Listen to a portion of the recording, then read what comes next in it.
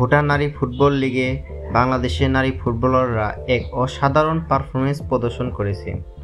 15 মে 2025 তারিখে পারো FC সান্তোসে women's এফসিকে 28-0 গোলে পরাজিত করেছে, যা ভুটান নারী লিগের ইতিহাসের সর্বোচ্চ ব্যবধানে জয়।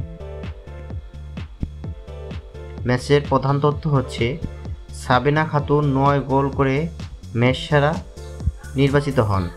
মনিকা চাকমা 7 গোল করেন, সুমাইয়া 5 গোল করেন, ঋতুপর্ণা চাকমা 4 গোল করেন। এই 4 বাংলাদেশি খেলোয়াড় মিলে মোট 25টি গোল করেন। ম্যাচের 8ম মিনিটে সাবিনা খাতুন প্রথম গোল করেন এবং বিরতিতে পারো এফসি 10-0 ব্যবধানে এগিয়ে ছিল। দ্বিতীয়ার্ধে আরও 18টি গোল করে ম্যাচটি 28-0 ব্যবধানে শেষ হয়।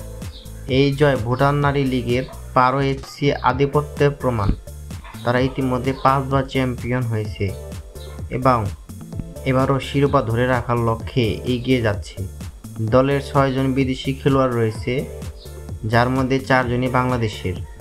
এই পারফরমেন্স বাংলাদেশের নারী ফুটবলের আন্তর্জাতিক মান বৃদ্ধি এবং দক্ষিণ এশিয়া নারী ফুটবলের উন্নয়নে গুরুত্বপূর্ণ ভূমিকা রাখছে।